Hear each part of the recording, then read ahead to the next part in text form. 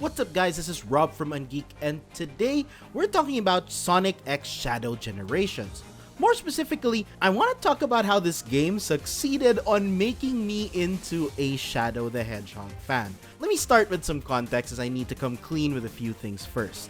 Over the past few years, I've actually only enjoyed Sonic games casually and never really went deep with it, so to say, especially with lore.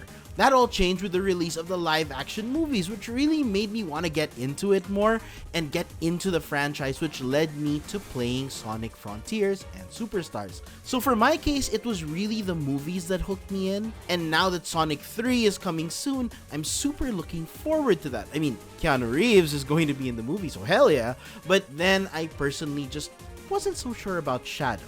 Yes, I know Shadow's quite the well-loved character ever since he debuted in Sonic Adventure 2.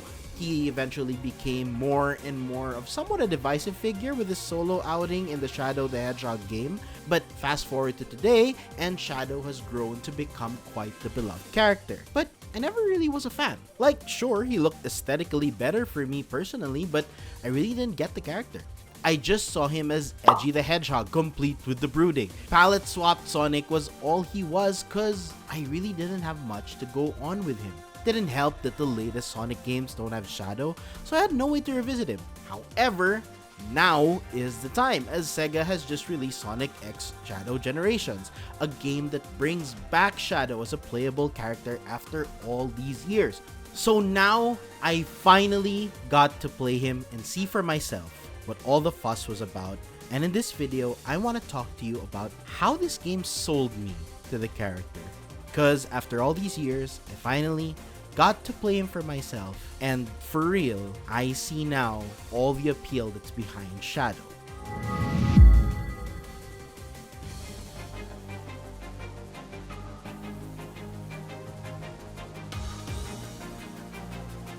Sonic X Shadow Generations is the latest mainline series entry, though it's sort of a half remaster, half new game. That's because the game features a remaster of Sonic Generations along with a brand new campaign starring Shadow the Hedgehog. Because I didn't play Sonic Generations when it was first released in 2011, I was excited to try this out. Personally, I had a great time with this remaster, as even though it was on the shorter side, I love the combination of 3D and 2D gameplay, which actually still plays well, even if you're considering 2024 gaming standards. Then there's the new Shadow campaign, which is accessed like a separate game, meaning players can actually jump right into this without really going through the Sonic parts if they like. The Shadow game features new story levels, though the levels here should be familiar to longtime fans as they feature well-known locales like Space Colony Arc and Sunset Heights. Do note that while these levels are familiar, what's awesome is that they're not just reskins, as Shadow Generations adds plenty of tweaks to make them feel fresh. Most importantly, man, Shadow feels great to play.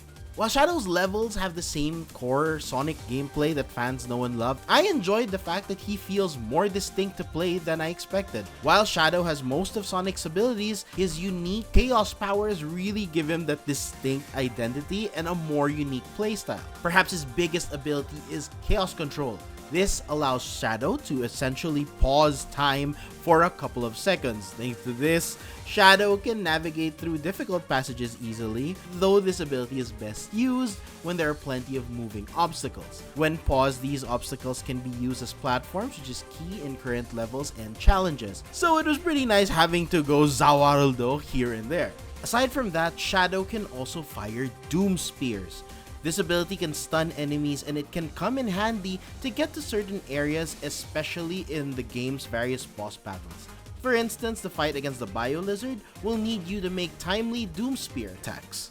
Then Shadow pushes the envelope a bit further when he unlocks Doom powers later in the game. These abilities really emphasize the difference between Sonic and Shadow in terms of feel. Like, my man grows Shadow wings and lets him fly across large distances. He also gets Surf, which is useful in certain levels like Kingdom Valley. Now, here's the thing. If you want to just finish the level for the sake of finishing, then yes, you'll probably get away with using these abilities sparingly. But if you want to see everything the level has to offer, and if you want to add some style points to your play, then yes, these abilities are worth mastering. especially since the game requires you to complete challenge versions of the levels to progress the story. These challenges often require you to use powers like Chaos Control and Doom Spears to get a high score. These powers are also important for exploring the white space. This is the hub area in Shadow Generations, where players can access the various story levels, challenges, and bosses. It's not just a pretty space to admire, as the white space is filled to the brim with collectibles that will require proper use of Shadow's unique powers. So yes, as I played, I noticed that the levels are fairly quick, but mixing stage design with the abilities of Shadow makes them incredibly fun and memorable, and they make me want to get good with Shadow's abilities. Also, I just want to mention that the Sonic team made the 3D and 2D parts of each level feel really connected and just so seamless in terms of gameplay. Oh, and if you're a completionist like me and you want to chase after S ranks, you'll soon discover that these quote-unquote quick levels have a lot of game inside them, and you'll probably go at it for hours. So what am I trying to say with all of this? It's simple. This new game made me enjoy playing Shadow. With the mechanics, the feel, his personality, his story, Shadow Generations quickly made me realize that Shadow is a lot more than just Shadow the Hedgehog. His gameplay and playstyle showcases just how much of a unique character he is, as I finally see why people like him, as the game both shows and tells why he's great.